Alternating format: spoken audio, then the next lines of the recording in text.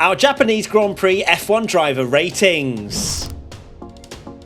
Logan Sargent. Uh-oh. Started in the pit lane. Did not finish. Right, cover your ears, Tommy. I know you're a big Logie Sarge fan, but it's going to be a whopping 1 out of 10 for Logan Sargent this week. Might even seem slightly on the generous side, but I'm giving him a 1 because he's a rookie, and we have been giving out zeros. He had an absolute shocker. He hit the wall in qualifying. A mistake that it just isn't even really forgivable, in my opinion. He loses the car a little bit, but what does he do in Q1? He keeps his foot in, tries to keep it going, goes on the grass and smashes into the wall, which then causes his team to then build too much of a third car, which then gave him a 10-second penalty before he'd even started the race. And then, if that wasn't enough, he was fighting Bottas, which, look at Logie Bear going side by side with a car, but then locks up so aggressively and smashes Bottas. Yeah, I've also gone for a 1 out of 10 for Logan Sargent, simply because it can't really get much worse than crashing in qualifying and crashing in the race. I mean, it's getting pretty bad now for Logan that the thing that sticks with me from that race is the shots of the mechanics when he put it in the wall. Looked absolutely dejected, thinking, I've got to rebuild this car for tomorrow. And they did that, and then he smashed into another car and broke it again. It's actually getting to the point now where it's affecting Williams's progress, and you wonder how much time he'll have left. Oh, it's not looking good for him at all.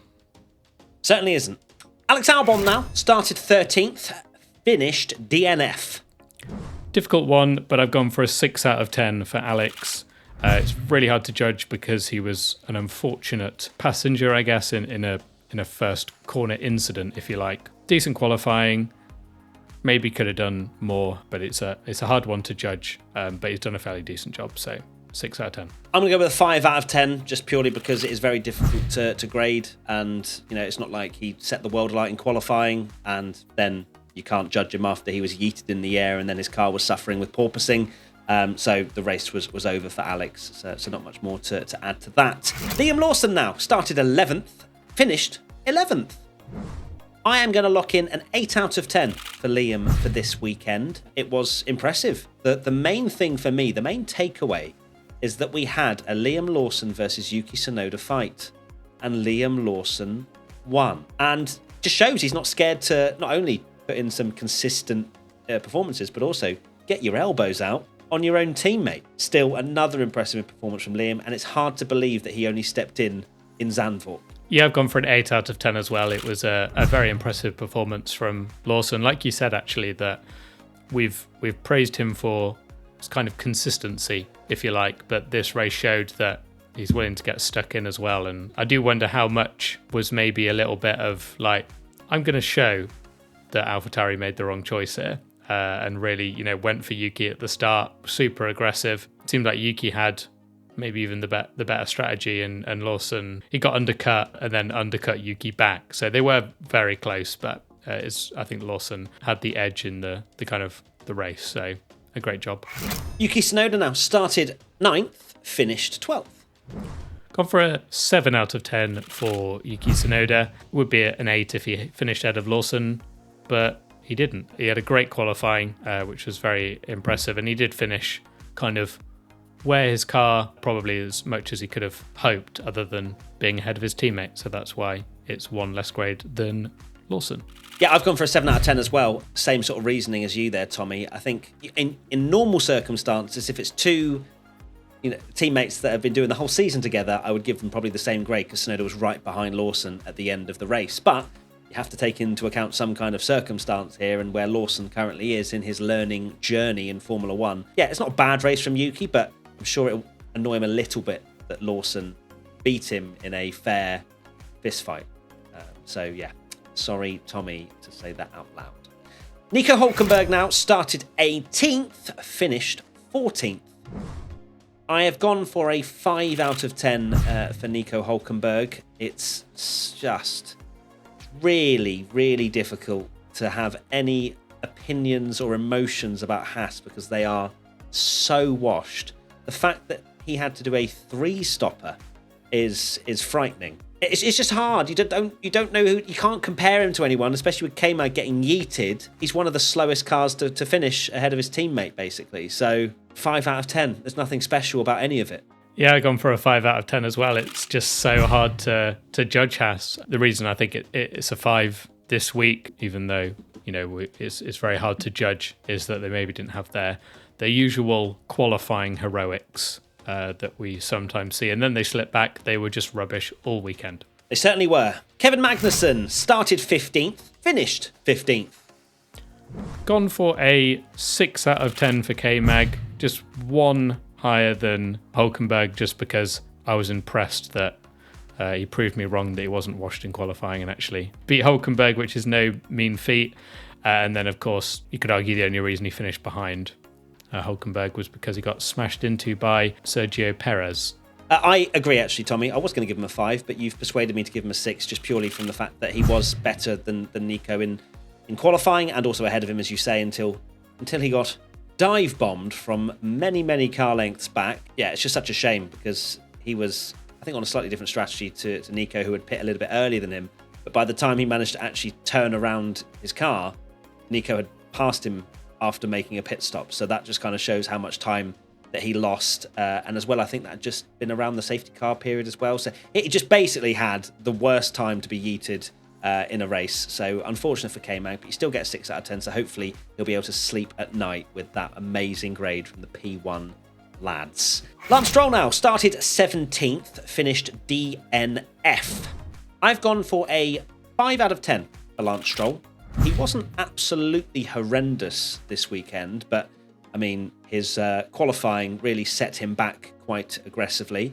But he had a good first lap. He avoided the chaos. He was up to 11th. We're thinking, ooh, maybe something. But then his rear wing was basically falling off. Yeah, his pace wasn't too bad, but I'm not going to be getting excited over a 5 out of 10 for Lance. Like, that's just straight down the middle. Like, well done, Lance. You weren't horrendous and qualified 20th and finished 20th. I've gone for a 4 out of 10 because he's 17th in qualifying is still pretty bad. Hey, we waited towards the race, Tommy. Qualifying's only a tiny bit of seasoning here. Remember? I know, true, but when you're not finishing the race, that's kind of a lot of what you can judge him on. And he was only 10 seconds off your goat when he retired. All right, only 10 seconds. You're convincing me that it should be a 5 now. Yeah, okay, we'll go for a 5. Okay, good. Look, there you go. All the Lance Stroll fans out there, you can message me and say you're welcome. You're welcome? No, you can say thank you and I'll say you're welcome. Yeah, I think I'm looking more of it from I saw 17th and DNF, but yeah, if you look more into his race, he was running a bit higher. I watched every single lap of Lance Stroll's POV. I needed to get that data. Wow. Speaking of watching every lap from a POV, Fernando Alonso now started 10th, finished 8th. Tommy, what insights do you have to give for Fernando? This is difficult, but I've gone for an 8, maybe delusionally, but I do still feel like he's getting the best out of what now looks to be a bit of a tractor. It does seem like Aston Martin have now slipped back to exactly where they were this time last year, where they can get the odd point. And it just feels like Fernando is just getting what he can and getting solid points out of it, so you can't really fault his drive too much. So yeah, gone for an 8 out of 10. I've also gone for an 8 out of 10, so you're not delusional.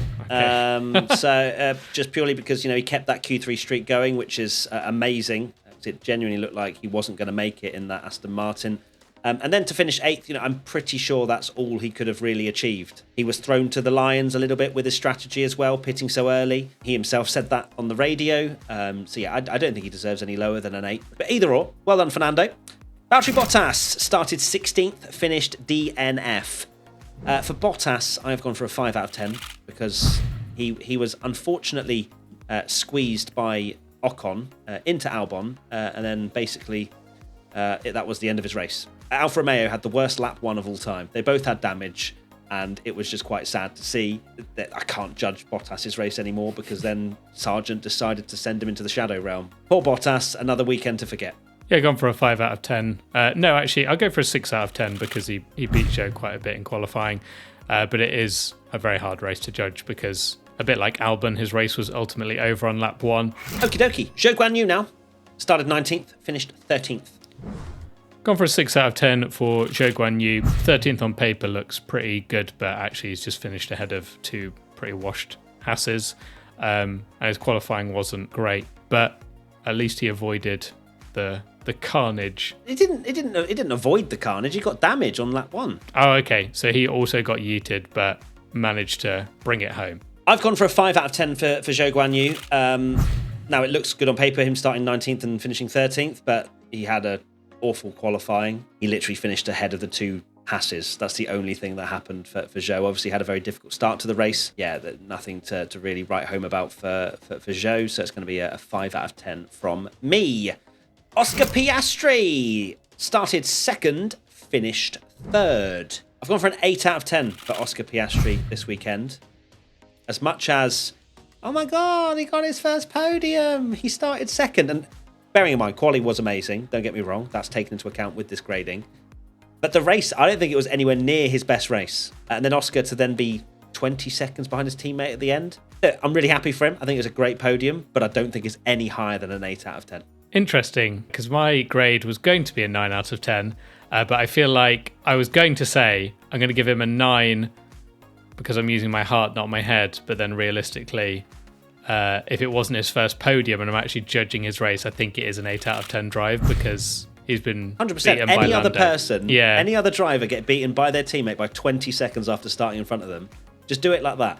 Yeah, exactly. So to be fair, yeah, it might I'm going to be a go 7. No, I think an 8 out of 10 is a fair grade. It's a good drive. He's obviously resisted a little bit of pressure from Charles, but I don't think that Ferrari was there to gain. And yeah, it's a good drive. I'm very happy that he's got his first podium now. It's kind of something that he's kind of ticked off his F1 list now, but it definitely needs to work out his kind of tired deg struggles. Lando Norris now started 3rd, finished 2nd. Gone for a 9 out of 10 for Lando. It's a very high 9, but he got beaten by his teammate in qualifying. I know it's a slim margin, but it's a very, very good drive, but it's not perfect, so it can't be a 10, but it's really, really good. I've gone for a 10 out of 10 for Lando Norris. Yeah, his qualifying wasn't great, but his race was so impressive that it kind of outweighs that getting pipped by Oscar in qualifying. The fact that, as I mentioned with Oscar Piastri, he got blocked by Perez, losing a huge amount of time under the VSC, and then to catch up to Piastri. When he did pass Oscar Piastri, sort of middle of the race, he only lost 7 seconds to Max Verstappen after that, which I think is really, really good, because without that VSC blocking and then that sort of moment of trying to get back through on Oscar Piastri, I don't think he finishes any further than 10, 12 seconds behind Max, and then we're lauding him for an absolutely incredible drive. I still think it is, so I'm going to go with a whopping 10 out of 10. Well done, Lando. Pierre Gasly started 12th, finished 10th. Gone for a 7 out of 10 for Pierre Gasly. It all kicked off, didn't it, with old Pierre and Esteban. So he out-qualified Ocon and then was let through by Esteban, but he wasn't actually communicated that it was going to be a swap back if he couldn't get any further up the field, i.e. passing Alonso. I still think the frustration was a little bit over the top, but look, he's just had a Formula 1 race. I can't say I've ever done an F1 race or how I would feel emotionally if I had to give a position that I didn't feel I needed to give back on the last lap. But he seemed probably just as good, if not slightly better, than Ocon this weekend, and that's probably why he was so frustrated. I can understand the slight, if he came over the radio and went, "What the hell was that? I can't believe this." But my God, the arm throwing was quite dramatic. But Gasly still had a good race, 7 out of 10. I've gone for a 7 out of 10 as well. Good, solid race. Yeah, it does seem like Ocon's got on the radio and gone, okay, offer the place back at the end there, and his team have kind of gone, yeah, we'll discuss it. He doesn't actually say yes, and then I do get the frustration, and it seems like whatever camp you're on, if you're a Gasly stan or an Ocon stan, you're very much like, well, you see it from that way, because I've seen a lot of Gasly fans going, well, I can see why he was frustrated, but I think his reaction is a little bit extreme. Esteban Ocon started 14th, finished 9th. Gone for a 7 out of 10 for Ocon as well. I think that it was actually not a lot between the two drivers. Ocon had a very unusual strategy of pitting incredibly early. Well, he pitted on lap 1. He went from the mediums to the hards on lap 1 to try and go long. So yeah, he was kind of out of sync with everyone else, but I think he was similar pace to Gasly, which I think is the trend of the season. Those two just seem to be very evenly matched indeed. I've gone for a 6 out of 10 for Esteban Ocon, mainly because I think he was to blame for the whole incident that happened on lap 1 going into turn 1. The squeeze that he did is just not something that you should do on lap 1. And in a narrow track going down towards turn 1, he just comes across, squeezes Bottas, who then goes into Albon, and the whole thing kicks off. For me, it was slightly careless from Esteban. No disrespect to him, but it could have been avoided. That's why I've demoted him a point. Otherwise, he would have probably got the same as Gasly, because, as you say, they were very, very close. Lewis Hamilton started 7th, finished 5th. I have gone for an 8 out of 10 for Lewis Hamilton this weekend. That Mercedes was so bad in qualifying, and yet still put 3/10 on George in quali. He did have a bit of a clumsy race, I will admit, and that's why I'm not going to go any higher than an 8. But he was also carrying a bit of damage after that lap 1 incident, as you say, a little bit further ahead of where the whole Ocon thing happened. So I still think it was a good drive from Hamilton. So to still finish ahead of George despite that is a good drive, I think. Yeah, I've gone for an 8 out of 10 as well. Hamilton, certainly not his best, not an amazing drive, but just a good result, and he's got the best out of the car that he could probably hope for, really. And I think that kind of shows why he's where he is in the championship. For a quite rubbish, not rubbish Mercedes, but for a Mercedes that I think is not far and away the second best car by any means, and sometimes drops even further down than sometimes fourth or fifth sometimes. So yeah, good drive. George Russell started 8th, finished 7th. Gone for a 7 out of 10 for George, the slower of the Mercedes drivers, actually quite a long way in qualifying, which was surprising, which is normally George's speciality. Hard to judge in the race because they had their little battle, and then I think they kind of sacrificed George a little bit with the strategy, just to kind of make sure that they weren't not sacrificing. It was George that was asking for it. That's the difference. Oh, interesting. That George wanted to do something different to try and get higher up, I suppose. So probably get ahead of Hamilton without the risk of them punting each other out. Yeah. But no, it was a decent result. I've gone for a 7 as well for George. I loved the fact that he was battling Lewis, as much as Mercedes fans didn't enjoy that, and especially Team LH really didn't enjoy the fact George was getting involved with Lewis, with some elbows out. But yeah, it was a decent drive from George, a good sort of comeback nerve settler after Singapore, picking up more points as Mercedes always do. Carlos Sainz started 6th, finished 6th. Gone for a 7 out of 10 for Carlos. He definitely was the slower of the two when you compare Leclerc and himself. I think Carlos was quite happy with his race. Ferrari couldn't have really done a huge amount more. Beating Lewis would have maybe resulted in an 8 for Carlos, but yeah, 7 from me. Gone for a 7 as well for Carlos. Pretty quiet weekend for him, really, after the heroics of Singapore and also Monza.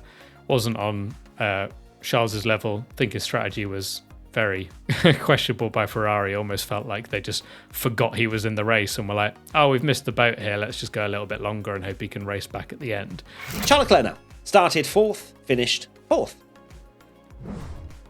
Gone for an 8 out of 10 for Charles Leclerc. It's a high so 8. Uncertain. I'm so uncertain because no, I'll go for a 9. I think he's got the most out of a car. I don't think he was on par with the car was on par with the McLarens, and he's comfortably qualified and finished ahead of the cars around him that he was. I think he got the best out of. No, it's an 8. Sorry, I'm sorry, video editor. I'm doing this now. 8 out of 10. It's a much more result that we expect, and I think he's done a really good job. But maybe it's more of a 9 if he's on the podium and beats Oscar. So there we go. Well, I went for an 8 out of 10. So I mean, you must have for some reason become a Charles Leclerc stan with that 9 out of 10. He finished 7 seconds ahead of Carlos in the end, and Carlos, of course, had that unfortunate time behind the Mercedes. So I don't think Charles was the quicker driver, but he wasn't gargantuanly quicker than Carlos for them to have more than 1 point between them, in my opinion. So yeah, still happy though from me. I'm happy that he had a good weekend. Sergio Perez started 5th, finished DNF. I have gone for 1 out of 10 for Sergio Perez. Absolutely abysmal. So he was 8/10 off Max in quali. You think, oh, on paper, started 5th. That's not too bad. 8/10 off Max in quali. He overtook a car before getting into the pit lane whilst the safety car was out, so he got a penalty for that. He flies out the pits and overtakes cars on the pit exit and then decides to give it back. He blocked Lando Norris during a virtual safety car. He yeets Magnussen out of the race, and I'm not going to say that he comes back into the race because that wasn't illegal. But there's enough there for a driver in a car that should absolutely, categorically be second and finishing second. It is an abysmal weekend for Sergio. I don't think there's much more I need to say. It is a 1 out of 10. Yeah, I've gone for a 1 out of 10 as well. I really didn't think that it could get worse than Monaco. I can't remember actually what grade I gave him in Monaco, but I think it was probably a 1 out of 10 as well. Littered with errors. Managed to DNF twice in a race is quite the achievement, but not a good one. And for it to happen, I think it's really embarrassing, really, that it's happened on a weekend where Red Bull have sealed the Constructors' Championship, because a lot of people obviously making jokes about, oh, Perez is the guy in the group chat that writes their name on the work at the end and hasn't done anything, forgetting that he's won 2 races this season. And there's many memes. And you can't really blame the memes because it is so bad, and it's just really bad timing that it now puts him under pressure. I don't think they'll do it this year because they want him to get P2 in the title and have that 1-2 in the title, but you do wonder if this keeps going on, whether that 2024 seat might not be so locked in. Unfortunate for Sergio Perez. Max Verstappen finally started first, finished first. Gone for a 10 out of 10 for Max, of course. Shocking. Not going to do my usual and say, well, what more is there to say? Because I'm actually going to gas him up this time and call me a fanboy if you want. Come on, but do it. I think the fact that he's come back after a weekend where Red Bull weren't dominated the way he was. His qualifying lap was exceptional. Of course, he's got a car that's very good, but he's put 7/10 on his teammate, and his teammate's not even on the front row with him, so it's not that far clear of the field. It's an unbelievable qualifying lap, and in the race he was just completely dominant. And I think, if anything, the race that Sergio Perez had shows just how impressive Max's 10 wins in a row was, because Sergio's made more mistakes in one race than Max has made this whole season. Yes, he's in a very good car, but it doesn't drive itself. A sensational drive, so much that it's just become the norm. Maybe even his best drive of the year. It's just gone completely under the radar because we just expect him to do it. And that just shows how good he is. I've also gone for a 10 out of 10 for Max Verstappen. Unbelievable qualifying. That lap was absolutely sensational from Max. And then in the race, of course, nearly got overtaken into turn 1. Didn't. We all knew that it was probably going to be inevitable anyway, and it was. I just get sick and tired of people commenting about dominance and whatnot, and it's like the car, as you say, a very good way of saying it is that the cars aren't autopilot. The drivers are human, and yet for Max to do what he's done this year and in this race is simply stunning. The way that he just immediately out the blocks, we knew it was going to be a Max Verstappen revenge tour, and my God, did he deliver. He just dominated every single part of the weekend. Finally, who is our P1? It's gonna be Max Verstappen. It has to be Max Verstappen. That qualifying lap was going to go down in the history books, I think, for how he drove it. And he deserves P1 this week after bouncing back from Singapore. Yeah, he's the only guy I've given a 10 out of 10 for. And yeah, like I mentioned earlier, I think it might even be his best drive of the year. So definitely Max Verstappen for P1. Okay, that is it. Our F1 driver ratings for the Japanese Grand Prix are done and dusted. Thank you, everybody, for firstly supporting our new Patreon. Thank you to all the supporters there. I hope you're enjoying all the new, lovely, beautiful, exclusive content that we've got coming. We've got lots of exciting conversations going on about live shows, and you can get early access to them if you join our Patreon. And we've got lots more content coming up your way as well. Daniel Ricciardo, we've got a video with him coming out this week, which I'm very excited to release, as well as lots of other Formula One waffle. Thank you, everybody. We'll see you very soon. Lots of love, and goodbye! Bye. Bye. Bye.